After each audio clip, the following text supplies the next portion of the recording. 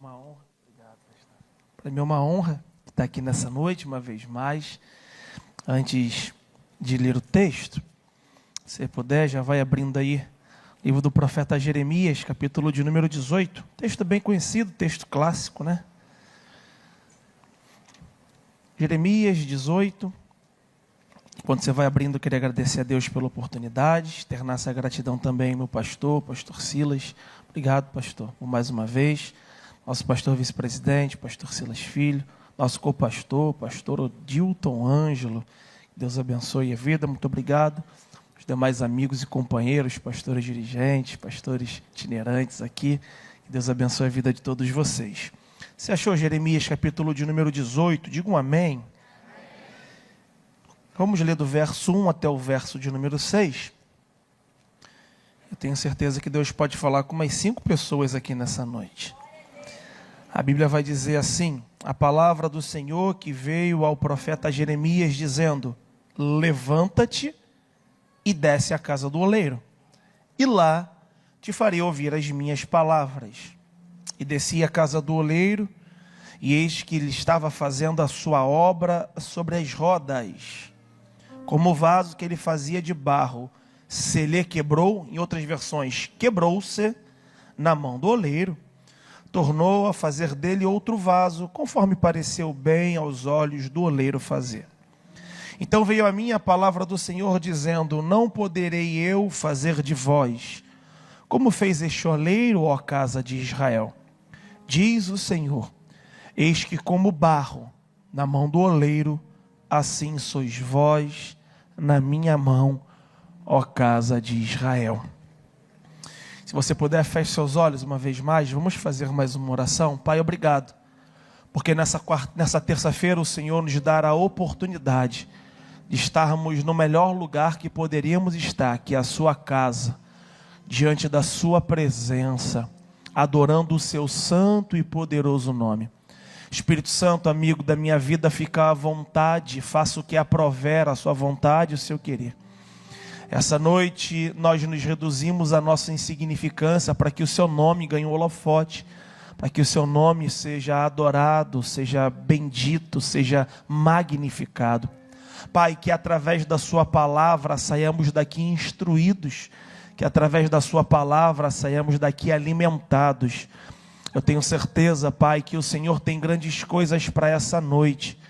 Embora cada um venha nutrir uma expectativa dentro de si, eu tenho certeza que aquilo que o Senhor tem é muito melhor, muito maior, muito mais excelente.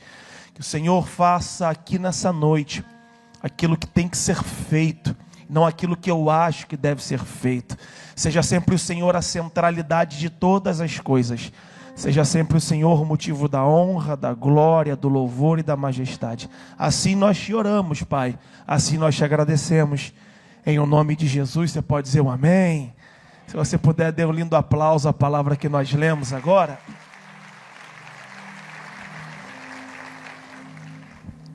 Você começa a ler a Bíblia Sagrada.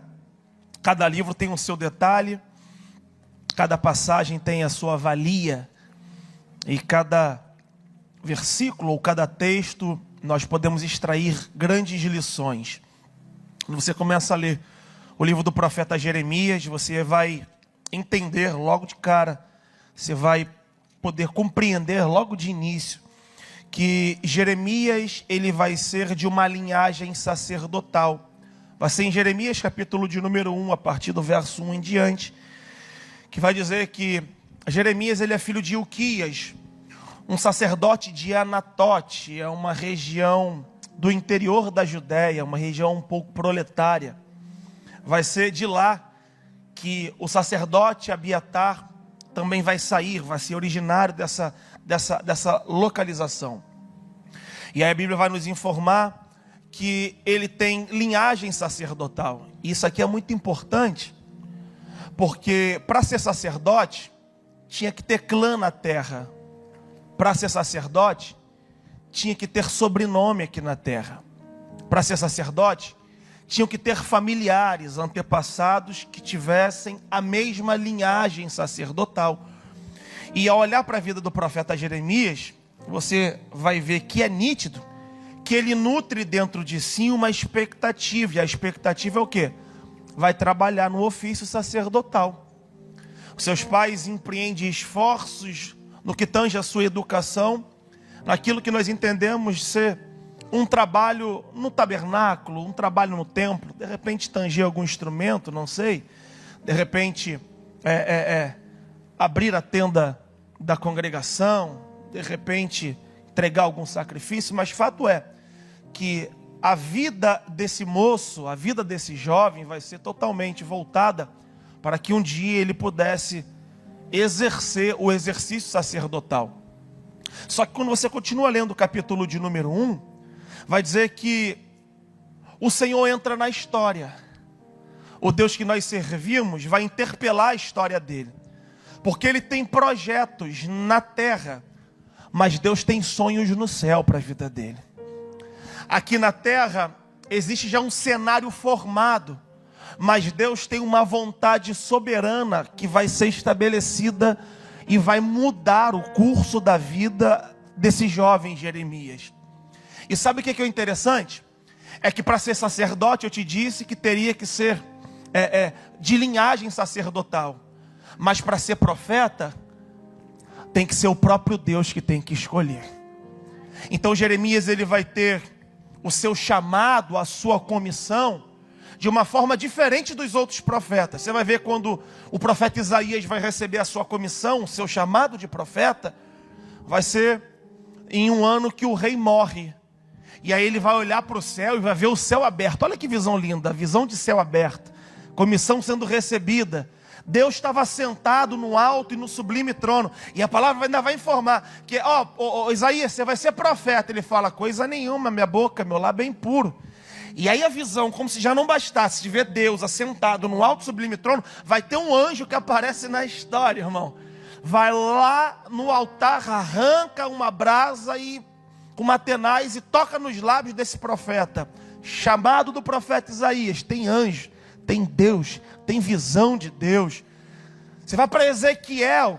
Ezequiel já está participando do cativeiro babilônico. Ele já está sentado à beira do rio Quepar. E a Bíblia vai dizer que ele tem visões de Deus. Como que Deus chama o profeta? Visões de querubim, visões de animais. Lá pelas tantas ele vai ver um anjo com 6 asas. 2 voavam, 2 cobriam o rosto, 2 cobriam os pés. Tem um mistério aí que tem uma cantora, né, que traduziu que era uma bola grande passando dentro da bola pequena, irmão. Uma bola de fogo por fora, bola de fogo por dentro. Um mistério, meu irmão, que eu não consigo entender. Mas se Deus falou que tinha, é porque tinha mesmo. Só que o profeta Jeremias, ele não vê nada naquilo que tange a sua comissão profética. O profeta Jeremias, ele não tem visão de anjo, ele não tem bola de fogo, não tem tenaz, não tem brasa, não tem altar, não tem fogueira, não tem nada. E o que vai ser a comissão do profeta Jeremias? A Bíblia vai dizer, e veio a palavra do Senhor até a vida do profeta Jeremias. Quem me conhece sabe que eu sou pentecostal, irmão, e sabe que eu gosto de um fogo. Eu acredito nesse irmão da vida, sabe, irmãos. Mas sabe o que eu aprendi com a minha vida, com o nosso pastor nos instruindo? Eu nunca conheci ninguém que tivesse visões de Deus 24 horas por dia. Você conhece alguém que vê anjo 24 horas por dia? Se tu conhecer, a gente leva na psiquiatria, porque não tem, irmãos. Você conhece alguém que vê bola de fogo em todos os momentos? Você conhece alguém que, pastor, ele é tão avivado, mas ela é tão avivada, pastor, que você não tem. Todo dia ela tem uma revelação diferenciada. Você não tem, pode ter muita, mas todo dia não tem. E sabe o que eu descobri? Que aquilo que os outros profetas, não pormenorizando, mas aquilo que os outros profetas têm como comissão, têm como chamado de Deus, é perecível. Tem tempo determinado. O tempo passa, acaba. Só que o que vai chamar o profeta Jeremias, é isso que arde na minha alma, não tem prazo de validade. Não é perecível. E não acaba. Enquanto uma visão dura um tempo, a palavra de Deus ela é eterna. Enquanto a visão tem um período determinado, a palavra de Deus vai além de qualquer expectativa. Pastor, me mostra isso na Bíblia Sagrada. Vai ser lá em Mateus, quando Jesus vai dizer, pode passar céu e pode passar terra. Olha o termo céu e terra, vai falar de tempo aqui na terra. Pode passar céu e pode passar terra, mas as minhas palavras não passarão. Salmo de número 119, verso de número 89, o salmista vai dizer que para sempre aqui no céu permanece a sua palavra. Pastor, estou fazendo a teologia na faculdade Vitória em Cristo, 2 textos isolados, não tem como fazer a teologia, tem que ter mais um. Então vamos lá para Isaías, capítulo de número 40, verso de número 8, que vai dizer que a folha cai, a erva seca, mas as minhas palavras não passarão. Ei, Deus está liberando algo sobre a vida de alguém. De repente você, quem olha, não vai dar tanto crédito, porque não tem tanto espetáculo. Quem olha, não vai dar tanta valia, porque não tem visão, não tem anjo visitando, não tem revelação. Mas se eu fosse você, eu agarrava com unhas e dentes, porque é muito maior do que uma revelação. É a maior revelação de todas, muito maior do que um profeta se levantar e falar, assim te digo, e eu já vi, assim diz o Senhor, falhar, mas eu nunca vi, está escrito falhar. Meu irmão, você tem a palavra de Deus sobre a tua vida, você tem uma palavra de Deus sobre a tua história. Quem te chamou não foi homem, quem te chamou é o mesmo que te habilita a seguir. Se tem palavra na tua vida, se prepara, porque fiel é aquele quem chamou e quem prometeu. Jeremias tem uma palavra, e aí ele recebe a palavra. A Bíblia vai dizer, mas Senhor, eu sou muito jovenzinho. Existe aqui uma discordância teológica, eu não sou teólogo. Uns vão falar que era a idade dele mesmo, entre 14 e 20 anos. Outros vão falar que era em decorrência de onde ele saiu, e fala dele da grande humildade. Eu sou pequeno demais para carregar esse chamado profético. Mas fato é que aquilo que Deus vai liberar sobre a vida dele vai mudar a história da vida dele. Ao ponto de falar, eu sou jovem demais. Aí Deus falou, disseste bem, tá legal, você é muito jovem. Só que tem um porém. O quê? Antes que te formaste no ventre da sua mãe. Eu já andava te observando faz tempo, Jeremias. E antes dela saber que estava grávida, eu já te separei. No hebraico, escolhi, santifiquei, separei com ordem, ofício exclusivo meu, e te nomeei como profeta. Tem gente que estava andando, tentando fugir de Deus. Deus está falando, você nem sabia, mas eu já tinha uma palavra sobre a tua vida, sobre a tua história, sobre a tua casa, sobre a tua família. E a palavra é, até aqui foi o que você projetou, daqui em diante eu tenho uma palavra que transforma, eu tenho uma palavra que vai fazer uma grande revolução. Jeremias, olha só, sabe o que acontece? Quem é sacerdote tem que trabalhar dentro do templo, e profeta vai representar a minha voz aí na terra. Enquanto o sacerdote de repente pudesse ter um dia que ele não queria muito trabalhar, está lá na ordem de ofício, mas hoje não tem como ir, ele não iria. Mas profeta, quando Deus entrega, tem que falar, queira o homem ou não, ou porque profeta que é profeta, entrega aquilo que Deus está mandando e ponto final. Sabe o que é o interessante? É que Jeremias vai se levantar, e vai se levantar num tempo um pouco contraditório. Os assírios aqui já foram vencidos pelo povo de Deus. E agora vai se levantar um novo vulto, vai se levantar uma nova nação, vai se levantar um império babilônico aqui. E o império babilônico está chegando muito perto. O rei Josias, que vai ser o antecessor, no qual o profeta vai ser comissionado, ele vai descer numa guerra lá no Egito. A guerra que Deus não mandou ele entrar, e ele morre. E agora os reis que vão suceder, seu filho, seu neto, levam a nação de mal a pior. E Deus vai levantar Jeremias com uma voz profética para liberar algo contra a nação. E antes de acontecer, antes de invadir, Deus já estava falando, a Babilônia vai invadir. Pode contar no dedo, são 70 anos de cativeiro babilônico. Quem ouve isso, que é o rei, manda chamar, fala, como você sendo um dos nossos está profetizando contra? Não tem como, está infiltrado aqui. Tem uma outra passagem que ele vai para frente do templo, ele profetiza: esse templo aqui vai cair. O pessoal não recebe muito bem, dão-lhe uma coça no Jeremias, bota ele dentro do calabouço, estão quase matando, e alguém se lembra: não, teve um profeta anteriormente que profetizou a mesma coisa que ele. Pastor, não estou entendendo nada. Então te explico, se prepara, porque Deus vai te levantar com uma voz profética onde Ele te plantou. Deus vai te levantar com uma voz profética onde você mora. Tem muita gente que está querendo ganhar o mundo, e Deus está falando: é dentro da tua casa que você vai ser profeta a partir de hoje. É dentro desse quintal que você vai liberar a palavra profética a partir de hoje. É dentro desse condomínio que eu vou te usar a partir de hoje. É dentro do seu lar que eu vou te usar a partir de hoje. Eu tenho uma palavra que você vai liberar. E quando você liberar, querendo ou não querendo, aceitando ou não aceitando, acontecerá. Jeremias profetiza. E aí chegamos no capítulo de número 18. E fatos interessantes vão acontecer aqui. Aqui é a 7ª mensagem profética do profeta Jeremias. E a Bíblia vai dizer, verso de número 1: e a palavra do Senhor veio até o profeta Jeremias. Repita comigo: a palavra que veio. Não foi ele que foi atrás. Porque tem muita gente correndo atrás de coisas que na verdade Deus está falando: o que é teu vai chegar na tua mão. Você não precisa ficar correndo atrás de nada. A palavra vem, a palavra alcança. E veio a palavra do Senhor a Jeremias dizendo, verso de número 2: levanta-te e desce até a casa do oleiro.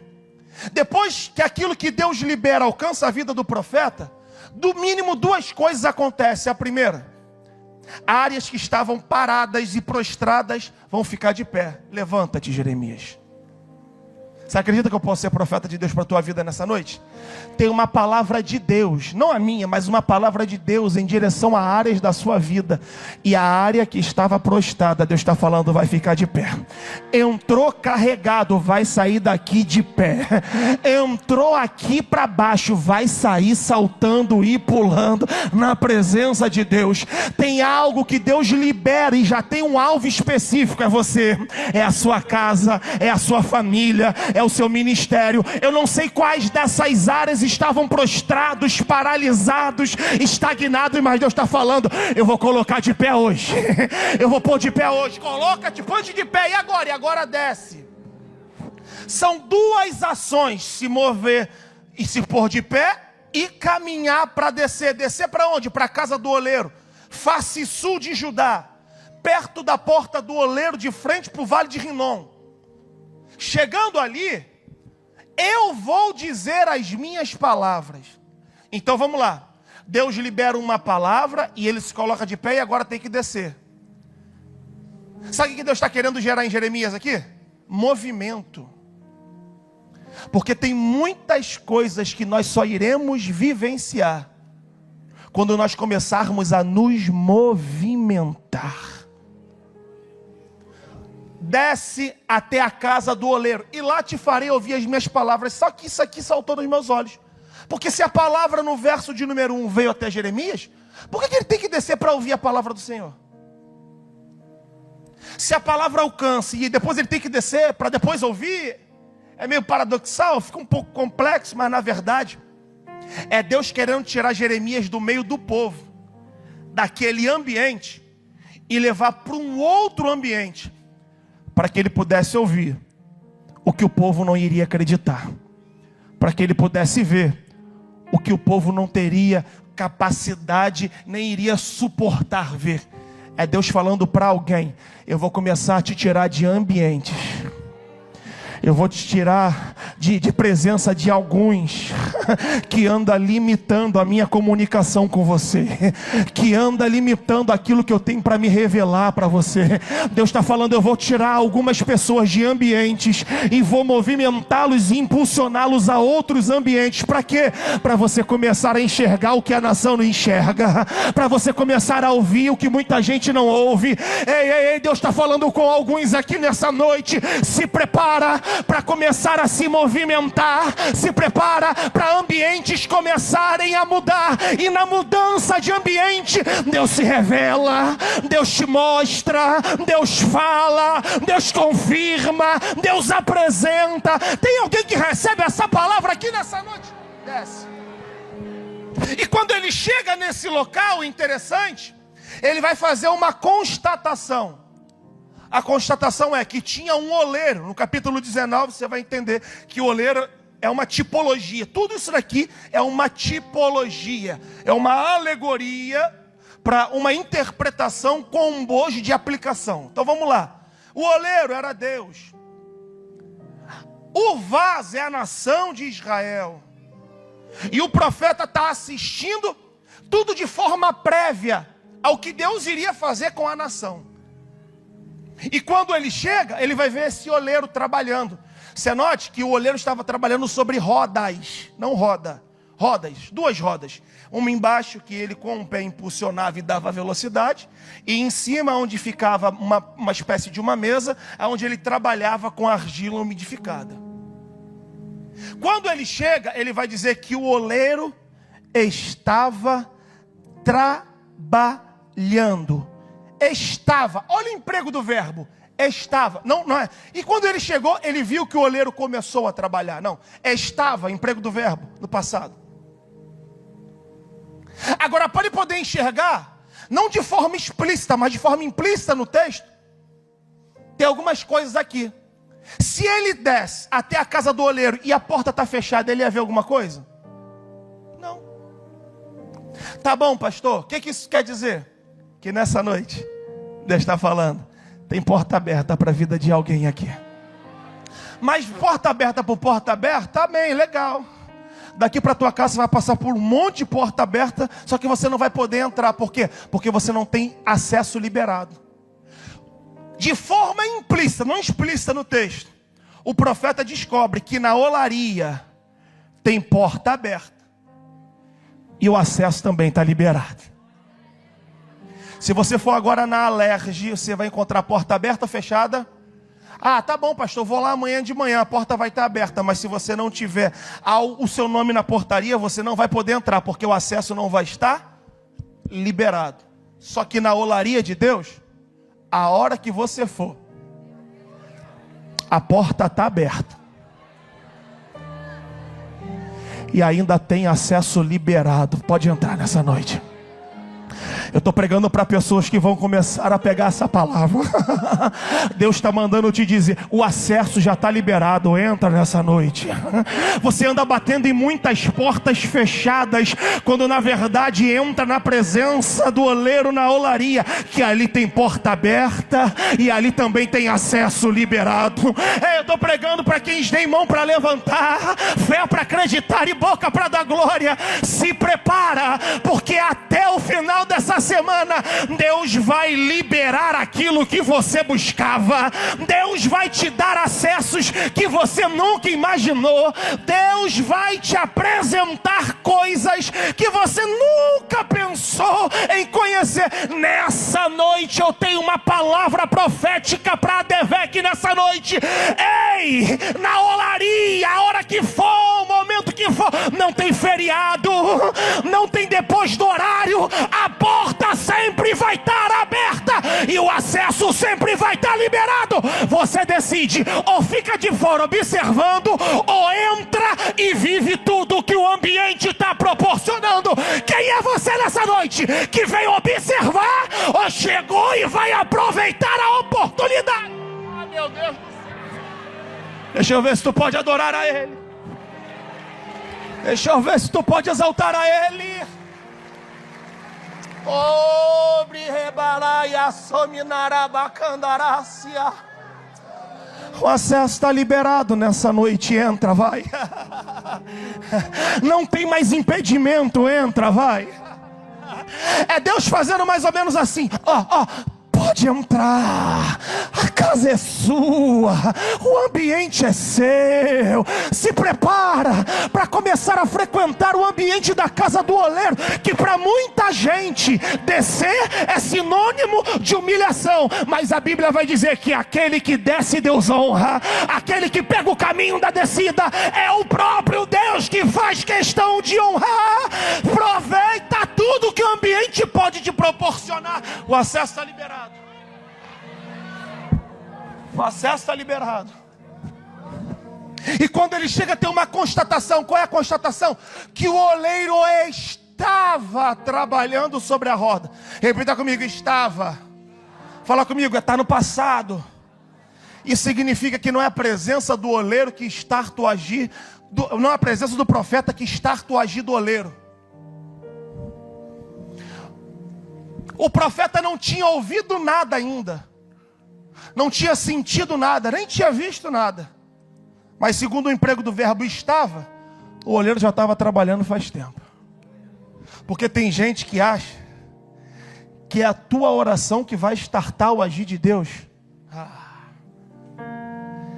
Que é o nível da tua busca que vai startar o agir de Deus. Não.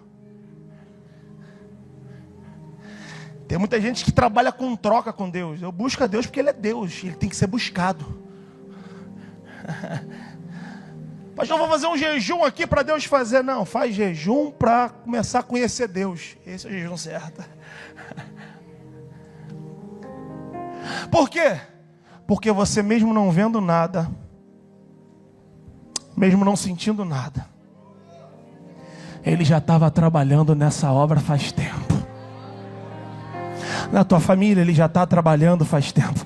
Mas tem gente que quer ter tanto tato das coisas, quer ver Deus agir, quer ver Deus operar, quer ouvir, quer sentir. E na verdade a promessa dele nunca foi ver, ouvir ou sentir. A promessa sempre foi: olha só, Isaías, quando você passares pelas águas, elas não te submergirão, e quando passar pelo rio, ela não te afogará. Se for no fogo, ela não vai te queimar, nem a chama arderá em ti. Você não vai ver nada, você não vai sentir nada, você não vai ouvir nada, mas a minha promessa vai chancelar com que Jesus vai dizer: e estarei convosco todos os dias, até a consumação dos séculos. Vendo ou não vendo, Ele está. Ouvindo ou não ouvindo, Ele se faz presente. Sentindo ou não sentindo. O culto está ruim, Deus não está aqui não. Para de bobeira, meu irmão. Não é aquilo que tu sente que determina a presença do oleiro dentro da casa. Ele está trabalhando faz tempo. Aleluia. Aleluia. Aleluia. E ele começa a trabalhar na argila, começa a trabalhar no barro umedecido. Lá pelas tantas, uma grande catástrofe acontece. Acontece um negócio muito ruim. O quê? O vaso que ele estava fazendo se quebra. No meu texto está: quebrou-se. Em outras versões, se lhe quebrou. No hebraico, no original, perdeu o prumo, se entortou. Algo que era retilíneo, agora saiu do seu estado de retidão. Eu já vi muita gente pegar esse texto e falar: porque Deus é o oleiro. Irmão, eu dava glória. E Ele quebra o vaso. E Ele faz com o vaso. Quando na verdade, o oleiro aqui não quebra nada. É o próprio vaso que se quebra. Quebrou-se, não é e ele quebrou o vaso, é o vaso se quebrou. É o texto. Pastor, não estou entendendo, te explico. O oleiro só dá forma à qualidade do barro que não aguenta a pressão da mão do oleiro. Pastor, o oleiro só dá forma, vai lá em Isaías.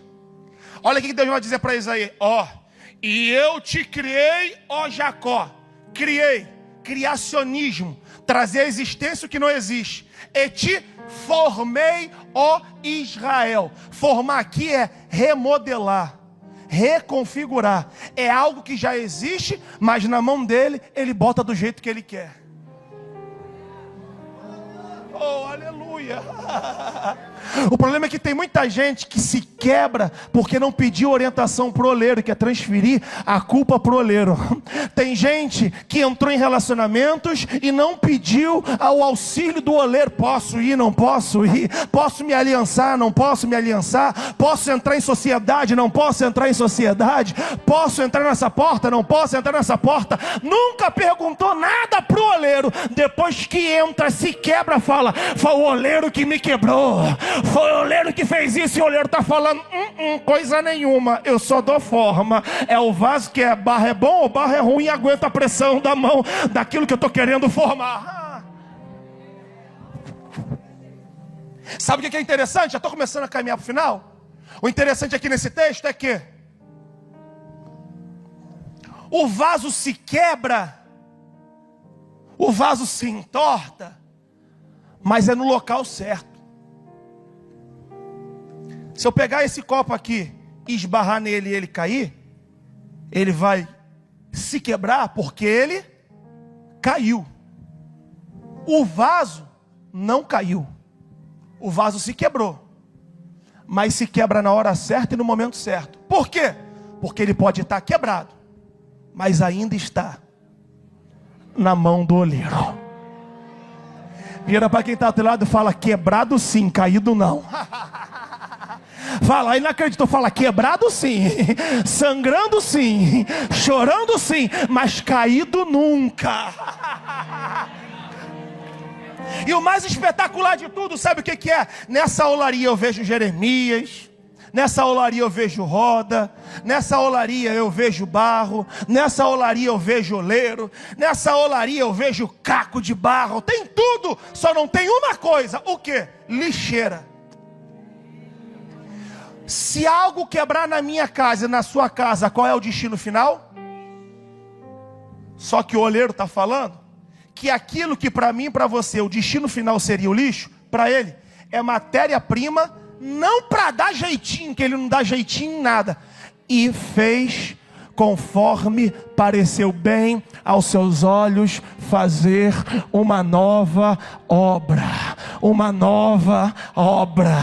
Aquilo que muita gente olha para a tua vida e fala: está quebrado, joga fora. Não presta para mais nada, joga fora. Não tem mais jeito, joga fora. O oleiro está falando: bota na minha mão, que aquilo que para a humanidade é descarte, na minha mão é matéria-prima para fazer coisa nova. Na minha mão é matéria-prima para ter novidade. Eu estou pregando para alguém que achava que era o final. Eu estou pregando para alguém que achava que já tinha acabado. Na tua mão é o final, na tua mão acabou, mas coloca na mão do oleiro, vai sair coisa nova da parte de Deus. Tem novidade chegando. Só quem acredita me ajude enchendo esse lugar com a adoração que Deus depositou na tua alma. Choraia candaraba carabandarácia.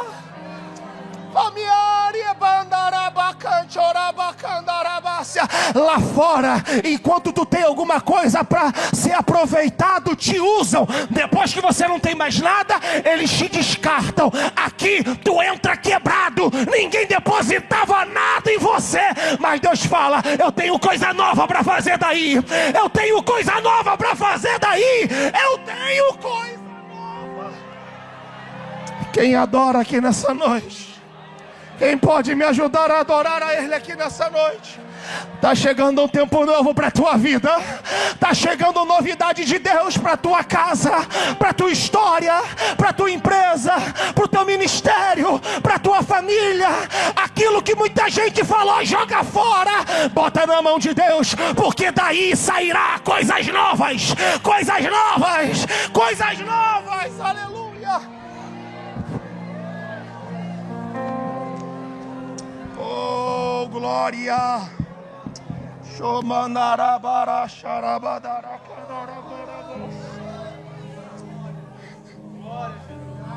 E agora, tá pronto? Tá pronto, tá? Vamos botar para prateleira?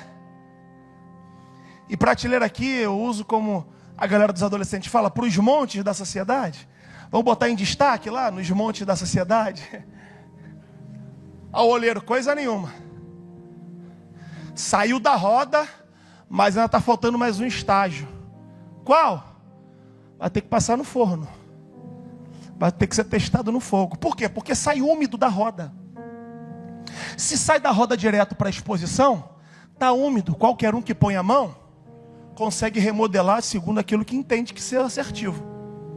Então o olheiro está falando, depois que sai da roda, só vai ser exposto quando for testado no forno. O diabo achou que o jogo estava vencido para ele. Satanás estava crente que ele agora ia nadar de braçada. Só que ele não tinha noção que tem uma geração que está sendo formada no forno. Pastor, como que eu formo no forno? Traz teu filho para a EBD que você vai ver só. Traz teu filho para o culto da palavra que você vai ver só. Não falta simpósio, não falta culto de celebração, não falta nada. Isso aí é formar no forno. Por quê? Porque depois, quando cair na faculdade, professor de esquerda vai querer implementar ideologias, só que ele já não está mais úmido. Já pode botar a mão que for, que ele não toma a forma do mundo. Então como é que é? Aí Romanos vai dizer, e você não deve se conformar, não deve tomar a forma do mundo, mas segundo aquilo que você aprendeu no forno no domingo de manhã, na terça noite, na quinta noite, no domingo à noite, no sábado, no 2D, você vai transformar o mundo. Se alguém começar a querer implementar ideologia de gênero, ele vai falar, e Deus criou homem e criou mulher, e o que passar disso é do procedência do mal. Aqui você não põe a mão, aqui você não me molda, eu não estou nem aí para atestado de aprovação humana, eu sou profeta de Deus, mas me importa o céu me aprovar. Está no forno. Encerra agora. Meu Deus.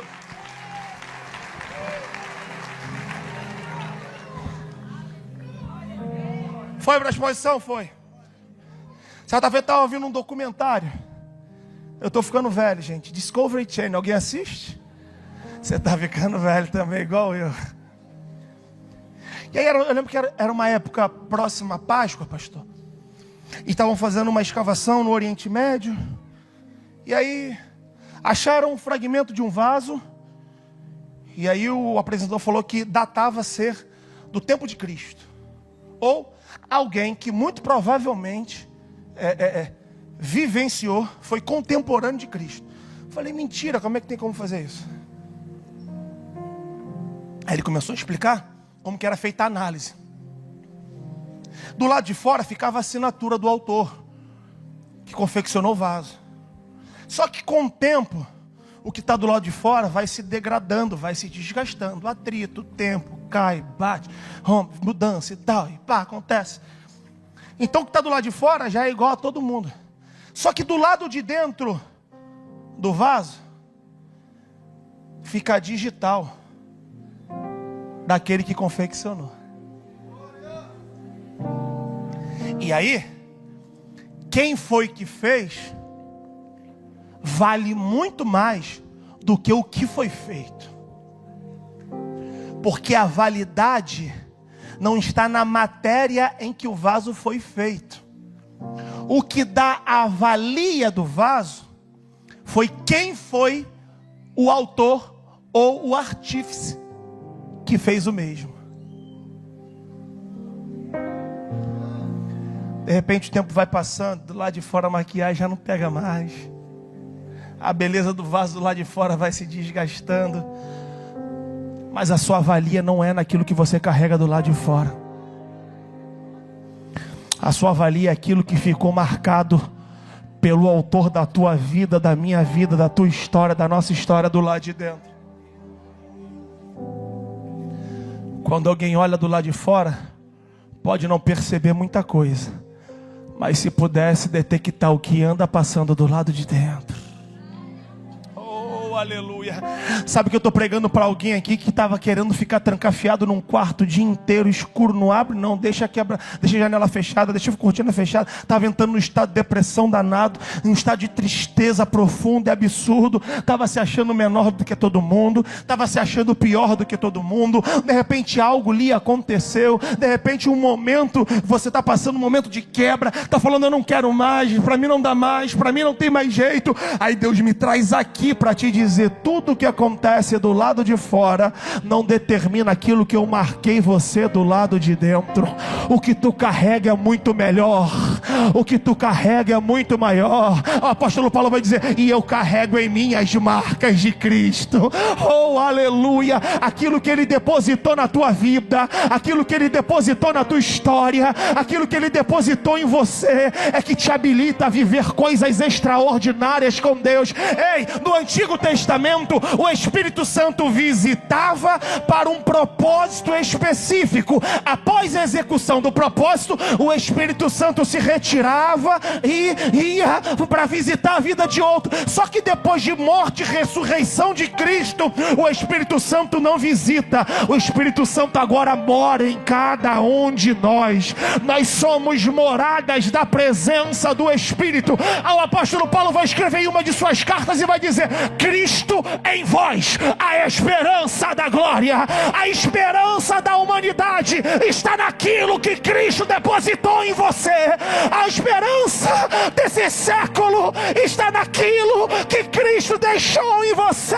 Se tem a presença, faça a diferença com a presença. Se tem as marcas de Cristo, apresente como um grande valente que é habilitado a guerrear as guerras de Cristo.